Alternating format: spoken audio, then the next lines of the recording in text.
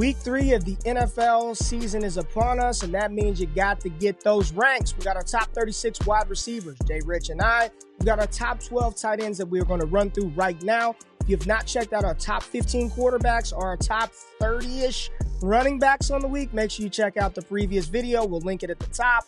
But Jay, let's not mess around. Let's start off with the wide receiver position. 1 through 6, who we got, where we going? Yeah, I mean, we're going to rank 36, but man, getting to 36 wide receivers was tough. But at number 1, we have the main man, Ja'Marr Chase. He has the Washington Commanders, and we both ranked him at number 1. The dissension will begin at 2 with CeeDee Lamb, Amon-Ra St. Brown at 3, DeVonta Smith at 4, Rashee Rice at 5, and Justin Jefferson at number 6. Ray, I know you want to ask me about DeVonta Smith, but how do you feel about this top 6? I like it. Ja'Marr Chase versus this Commanders defense, he should feast. Now, T. Higgins could potentially be back. We do not have him ranked yet, but if we get closer to Sunday and it looks more and more like he's going to play, we will slot him in.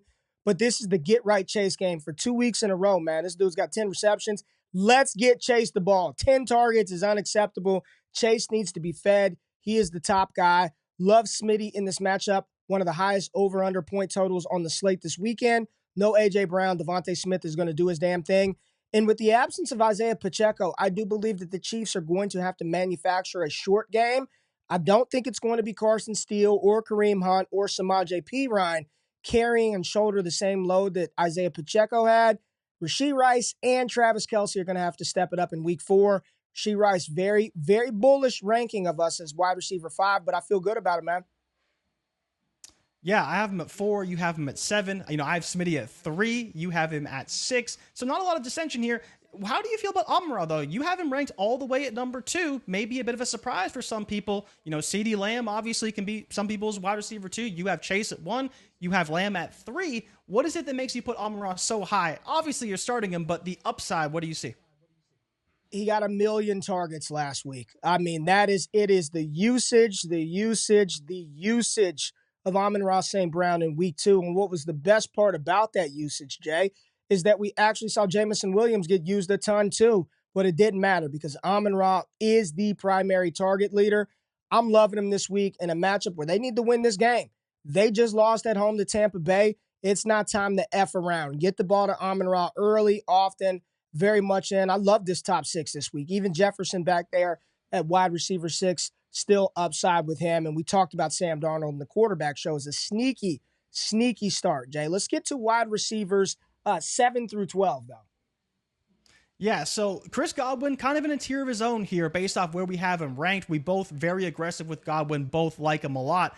Now is where we get to argue. Davante Adams is at number 8. Marvin Harrison Jr. is at number 9. Nico Collins is at number 10.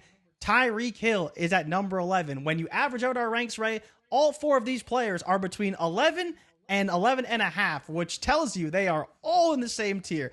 At 12, we have DK Metcalf to round out the top 12. I have Davante Adams ranked very low. You have him ranked very high. Let's start with your bull case for Davante Adams. I mean, he is the primary. He and Brock Bowers, that's it. If you take a look at the usage, and I've talked about this quite a bit on the channel, and if you have been around, you know we have the best offensive utilization tool in the game, the Trinity. You can check it out right there, wide receiver usage on the channel. Talked about this, how you can use this to make start-sit decisions, make trades, make lineup decisions, the best opportunity tracker in the game, and you can check this out right now for half off through the weekend. You got to do it today because the promotion goes away. But when you look at the usage from the Las Vegas Raiders with their distribution of pass attempts to the receivers, it's all Davante Adams. Even Jacoby Myers is not impacting him at all. He is still the top dog versus a Carolina offense that should be better with Andy Dalton be able to move the ball, but I've seen this defense get absolutely eviscerated by opponents early this season. I am very much bullish on Brock Bowers and Davante Adams this week. I'm aggressive with my Adams rankings. Yeah, you're very aggressive on the Raiders, and for me, it's the Carolina on case, Adams, right? Not the Raiders. On Adams, I am aggressive. Well, you have Adams at 3, and we will get to your Bowers rank in a minute. But talking about Adams, it's not that he is bad. He's, of course, a phenomenal wide receiver. He could be top 5 any week. but it's less likely when he's playing a team like Carolina. And this happened a lot last season with Carolina. Yes, Bryce Young's not the quarterback anymore, but a lot of teams didn't have to pass against Carolina to win the game. And I think when you talk about Antonio Pierce, he wants to run the ball. And if this game they can effectively run the ball, Adams may not see a ton of targets and the touchdown may not come from him. They haven't been able to run the ball all year. It's Zamir White. It's Alexander Mattison. If that's the case, you should have had Zamir White as a top 24 running back. You can't say they're going to run the ball and then you have no running back from the Raiders inside your top 30, man. Well, it's more difficult when I don't know. Is it Zamir White? Is it Alexander Mattison? I don't really know who it's going to be, so I had to drop Davante Adams down a little bit. I have him down all the way at 19, which may be a little bit low, but I just think they're not going to have to do a lot to win this game. I think 3 is crazy when you talk about all the guys who are going to see a ton of volume in good games. We agree on Nico Collins, Tyreek Hill reluctantly in both of our top 12, despite having Skylar Thompson at quarterback. And then we both also have... You have DK Metcalf at 8. I don't want to fly through Tyreek. I don't know, dude. We can't fly through Tyreek. You can't just, it's Tyreek Hill. It's a player who was a top 3 pick, consensus across the board in fantasy football, and a player that a lot of people are going to think, what do I do with Tyreek Hill? I have him at wide receiver 12 just off of it's Tyreek Hill, and he is the type of player that all it takes is one. I don't feel confident in it at all with Skylar Thompson this week versus a very, very difficult matchup against the Seattle Seahawks. I don't think we should fly past that. He's 11 at our consensus ranks, but if you have other options, I don't think this is a case of you just start your studs hell or high water. Very concerned about Skylar Thompson. Yeah, I mean, I don't know if I would go that far, just, again, because it's Tyreek, but I'll give you some more context. How could you not go that far? It's Skylar Thompson. What are we doing? Skylar Thompson has starting experience. He's been in the Dolphin system for now 3 years. This is going on to his 3rd year. But the context I wanted to provide before I was rudely cut off, he has the same touchdown odds as Malik Neighbors, who is playing in Cleveland this week. And I would not expect Malik Neighbors to score. But there is always ways they can get creative with Tyreek Hill. And I think the bigger point, if they are struggling on offense, that's who they're going to get the ball to. He could simply catch 9 passes. Even if it's only for 40 yards, he'll probably still be fine for you for fantasy football. It's not what you drafted him to be, but it's a new reality. His over-under for yards is 65.5, and if it was Tua, he'd be up in the 80s, 90s, even against the Seattle team. So yes, you're taking a bit of a hit. The touchdown odds go down significantly for Tyreek Hill, but Mike McDaniel will get his playmaker the ball, and I think at this point, we have to see what happens. It could be better than we expect, at which point, a ton of upside for the best receiver in football in Tyreek Hill. All right, wide receivers 13 through 24. Let's get them. So this one is interesting, and we will have to talk about Brandon Aiyuk because no one is available for San Francisco except for Brandon Aiyuk. He falls at wide receiver 13. Chris Olave is wide receiver 14. Mike Evans at wide receiver 15. Zay Flowers is at wide receiver 16. Jameson Williams, 2 Lions in the top 24 at 17. And then Drake London, who I have aggressively ranked at wide receiver 18. Ray, how do you feel about this group of 6, and why do you hate Brandon Aiyuk? I don't hate Brandon Aiyuk. Brandon Aiyuk needs to be utilized more, and this is his opportunity to do that. But so far through the season, it seems like Juwan Jennings is being just as involved in the offense as Brandon Aiyuk. He's got to turn it up, and this is his chance to do that. Potentially no George Kittle. We know Christian McCaffrey is out, and Deebo Samuel is out. They just paid him a lot of money. Step it up, get it done. I just need to see better. I just need to see Brandon Aiyuk go get fed. I need to see the usage increase. I'm not trusting it until I see it. It seems like Juwan Jennings is just as trusted as damn Brandon Aiyuk in this offense right now, Jay. So, I mean, we got him at 13, right outside of the top 12 option, but I don't feel great about jamming him in there like you as a top 5 option on the week. No, thank you. Yeah, I have Aiyuk at 6. I think the usage will be there. I think they're still going to throw the ball. We're still going to see a heavy dose of Jordan Mason. And it's the same case with Chris Olave. I love Chris Olave this week. Wouldn't say he's disappointed, but he hasn't quite delivered on what you wanted him to be when you drafted him. Mike Evans, I have ranked a little bit lower than you. I have him at 15. You have him at 12. We both prefer Chris Godwin. We like that slot option. We think they're going to be heavily utilized. And he's probably not going to have a Pat Surtain problem in the slot. That will be Mike Evans' duty. So I think he could struggle a little bit in terms of upside. And then Zay Flowers is someone I have ranked really, really high. Our consensus is wide receiver 16. I have him at 14. You have him at 18. And then Jameson Williams. He's got to catch a touchdown against Arizona in this game, right? Hey, man, he's getting used. 12 targets, downfield work, almost caught a long bomb in the last game. We are both aggressive on Jameson Williams coming in as my wide receiver 16, and he is your wide receiver 18 on the week. But I want to talk about Malik Neighbors, who I have as wide receiver 14. Even in a difficult matchup against the Cleveland Browns, you have Malik almost outside of your top 24 at 22, comes in as our consensus wide receiver 19. Why do you hate Mr. 20 target Malik Neighbors, who Daniel Jones is only going to throw the ball to him?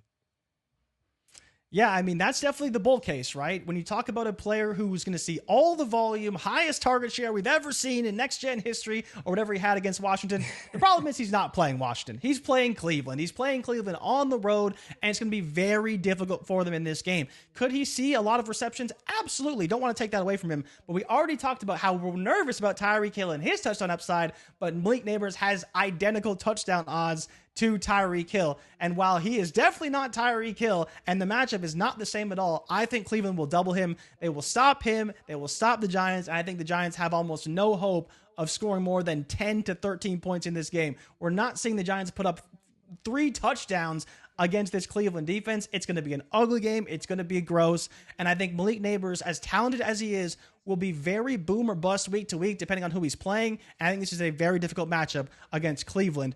Now, you get to talk about your boy, because I thought I was bullish on Rashee Shaheed. You have him ranked all the way at wide receiver 15 this week. We love Chris Olave. We love Derek Carr. We love everyone on the Eagles. But you, my friend, love Rashee Shaheed. You have a need for Rashee Shaheed. I have him at 21. You have him all the way up there at 15. Do we need to talk about why we love him, or do we think he's just going to go crazy on this Eagles defense? I mean, it's honestly, Jay, I trust the Trinity. It's usage. You'll see right here. Let me move this out of the way. Here's our tracker right here. You can access this on ddfantasyfootball.com. Rashee Shaheed, one of the highest usage rate scores in the NFL, 8.84. Trinity, well above the regression line, getting us close to 19 points per game. Olave's Trinity is very high as well. 7.19, getting you about 8 fantasy points. So there should be some more upward mobility from Chris Olave there, but I'm trusting his usage. He's getting the valuable downfield targets. They're running a lot of play action. They're utilizing motion, and Rashee Shaheed is a big part of this Saints offense. And the best part about what's happening in New Orleans is it's concentrated. Nobody else is doing anything. The only other receiver to have done anything for the New Orleans Saints, Mason Tipton, with a Trinity Score usage rate of 0.72, getting you 0.8 fantasy points per game. It's Olave, it's Shaheed. It's the highest point total, one of the highest point totals on the weekend. Yep. It's Kamara should be high. Carr should be high. Olave, Shaheed, sign me up. I've got him at wide receiver 15 on the week. I'm trusting the Trinity. I believe in the usage. Let's go, Rashee Shaheed versus a very porous Philadelphia defense. Yeah, that matchup is phenomenal for Shaheed, and he's going to probably get deep once again for the 3rd week in a row. So I love him in this tier as well. We have Stephon Diggs at 21, DJ Moore at 22. You have DJ Moore ranked a little bit lower at 27, but I completely understand. Like, the offense is bad. Keenan Allen not necessarily going to play. He didn't practice Thursday. We'll see if he practices today on Friday. And Rome Odunze is trending towards playing, but we know he is banged up a little bit. But we've also seen the frustrations from DJ Moore as Caleb misses him. They got to deal with the pressure. They've had a lot of issues in Chicago. Keep going. We don't need to keep talking Jackson about DJ Smith Moore. And Jigba is at 23. Brian Thomas rounds out our top 24. Love Brian Thomas against Buffalo. He gets so many deep targets. The question will be the volume. And then JSN, who the number one question everyone's wondering is, can he do it again against this Miami defense? Yeah, I'm interested. Week 1, it was a complete opposite. JSN nor DK Metcalf were utilized a lot. Week 2, DK Metcalf and JSN were utilized a ton. No Kenneth Walker. It's not an accident. Zach Charbonnet is not very good. So it's not an accident that they decided to throw the ball a ton. This is going to be a good litmus test for them and see how this offense is going to look. I normally say 2 might do. 2 games, you might have an idea of how things are going to play out, but I normally need 3 to see. This is the 3rd game. We'll be able to really see what this usage is going to shake out and look like moving forward. Jay, you want to go through our 25 through 36 real quick, just kind of touch on the wide receivers that we have ranked in that wide receiver 3 territory? Yeah, so I'll read off the list. And if there's anyone you want to talk about, just let me know after the fact. At 25, we have Tank Dell. You're a bit more aggressive than I am on Tank Dell. Calvin Ridley comes in at 26. We're pretty in agreements there. George Pickens, who again has upside down the field, but the target volume is probably going to be pretty low, comes in at 27. Xavier Worthy, little boomer bust, even still is a wide receiver 3 for both of us at 28. Jerry Jeudy, who you have ranked and I do not, comes in at 29. Kahlil Shakir comes in at 30. Amari Cooper, who I have ranked and you do not, comes in at 31. Deontay Johnston at 32. Terry McLaurin, my God, Ray, the fall from grace for Terry McLaurin, comes in at 33. Your boy, TCU Horned Frog Quentin Johnston, comes in at 34. Darnell Mooney at 35. I think there is upside for Mooney this week. And Demarcus Robinson comes in at 36 as your presumed wide receiver 1 for the LA Rams and Matthew Stafford. Yeah, Jay, no T. Higgins because we don't know if he's playing. If T. Higgins plays, are you playing him as a wide receiver 3 on the week? I'll be honest, man. I'm a little nervous. I think that Kahlil Shakir is going to get targets, so I ranked him. Same with Amari Cooper. Pickens, Worthy, I'd still consider them. I'm just worried that if Higgins plays, he's a decoy. We've seen Higgins do this. He comes back and he kind of plays, but he's not overly involved. We got Chase at 1, and to be honest, man, I'm not moving him. I don't care if Higgins plays. Yeah. I don't care if Gesicki is utilized. He is going to be my wide receiver 1. I'm expecting a massive game from him. But yeah, I'd probably say I'd have him maybe 28, 29, 30. You don't want to start him, but you can. He's T. Higgins. You draft him to start him. And then I think the other big question people are wondering is, do we expect anything from Carolina and Andy Dalton? We got, Deontay is we got Deontay a wide in there. receiver 3. I got Thielen just creeping in because I think one of them is going to be okay. I just don't know which one's going to be. Well, last year in that one Andy Dalton start, Adam Thielen dropped 30-plus fantasy points. So do with that what you will, Jay. Let's pivot and talk about the tight ends. We've got 12 that we're going to talk through really quickly because the tight end position is shitty. So, JRich, let's go through our top 12 tight ends. Just read them off. So we got Trey McBride at number 1. Your boy, Brock Bowers, at number 2. Sam Laporta at 3. Travis Kelce at 4. Mark Andrews at 5. And Dalton Kincaid at 6. And then at 7, we have Kyle Pitts. At 8, we have Mike Gesicki, who is being replaced with Taysom Hill. We have Isaiah Likely, who is at 9. We have Zach Ertz at 10. And I think I'm a little bit low on Zach Ertz, and I will give you credit for that. Colby Parkinson at 11 and Dallas Goedert at 12. We can talk about Luke Schoonmaker / Jake Ferguson, who maybe would be in the ranks. Ferguson would probably be where? In the 8 to 10 range, I'd say, because he's hurt, but he's not all the way back. If Ferguson was in, I would put him ahead of not Taysom Hill because we don't have Mike Gesicki there. But I put him ahead of Mike Gesicki, so I'd have him right at tight end 8, right behind Kyle Pitts, if we get the news that Jake Ferguson is in fact active and going to play. Yeah, so Kyle Pitts, I have at 5. You have him all the way down at 10. It's the matchup for me with KC. I think you have to trust him here. We've seen tight end 1 performances go crazy against Kansas City. I think you have to see what Pitts can do. If he can't do it this week, I'm out. And I would never rank him in the top 7 ever again. I have Kelce at number 1. You have Brock Bowers at number 1. I've voiced my concerns about the upside of the Las Vegas offense versus Carolina. I think Kelce's in a great spot. We talked about how they're going to use the passing game as a pseudo running game in the short passing game. That's why I really like Kelce. That's why we both like Rashee Rice. But talk about Bowers, and I think that's pretty much it for the tight ends. We're pretty much in agreement across the board. He's just a target monster. It's Brock Bowers. It's Davante Adams. This is a defense that we saw get 40 hung on them. A defense that does not have Derek Brown right now. Now, they should have a shot of energy and enthusiasm with Andy Dalton, but this could be one that still gets out of control. The Raiders aren't very good at running the ball right now. It's Brock Bowers. It's Davante Adams. Hence my aggressive ranking of both of those players this week. I agree with you. This should be a Travis Kelce smash spot. But for the first 2 weeks of the season and parts of last year, absent the playoffs, we have just seen Kansas City not utilize him between the 20s, week in and week out, like they have in the past. And until I see it, Jay, they're not even throwing him the ball. Now, I do believe that with Pacheco out, they will have no other option but to get Kelce and or Nora Gray and or Rashee Rice more involved. But I've got to see it. I am very concerned that the plan for Travis Kelce isn't to make him the most dominant regular season tight end. It's to have Travis Kelce available for the 4 games that they'll need him for the playoff run and eventually a Super Bowl push to three-peat. So I cannot have Travis Kelce at 1 this week. No way, no how. Yeah, I mean, part of it goes with the Rashee Rice breakout, right? He's not getting open because Travis Kelce is running wide open. It's because teams are focusing it on Kelce and saying beat us with somebody else, and that will probably continue even against Atlanta. But I do think, to your point, they will have to utilize him more. They have to find ways to use him, and I think that Mahomes may be forced to force-feed Kelce a little bit more. And I think outside of that, though, I'm not sure if we see much else. The tight end position is gross. Not expecting any wholesale changes. We didn't have to deal with Hunter Henry, thank God, because he would have been ranked way too high in our rankings. But I would encourage everybody.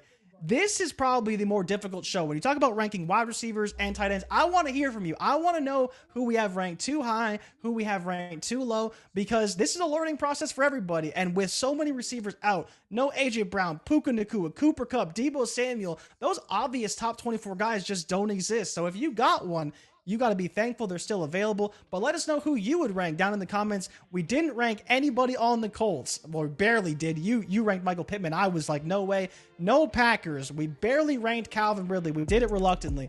There's just a lot of things that are going wrong right now, and I think there's a lot of conversations to be had. So I want to know who you guys are starting, who are we wrong on, and who are you ranking in your top 24 wide receivers. But don't talk to me about tight ends. I am not debating tight ends in the comments, but I do want to hear from you guys about the wide receivers. We appreciate y'all tapping into this week's ranking show. We will do this every single week. Quarterbacks, running backs, tight ends, wide receivers. Again, if you're struggling with some of those fringe wide receivers, there's no better tool on the market. Trust the Trinity. Usage correlated to fantasy outcome. This is what you need. And I'm telling y'all right now, this is the last day to get it for half off. Right now, you can sign up for the All Access Pass, $9.99 a month. Get a 50% off. Check it out. Utilize it. Get in our Discord. Get in our community and help win at the wide receiver position. Good luck in week 3. We will see y'all bright and early on Monday morning for Wake Up. Start Sit Show this Sunday with our crew. Make sure you tap in the channel. Thumbs up button, like, comment, subscribe. We'll see y'all next week. Good luck. We out. Peace.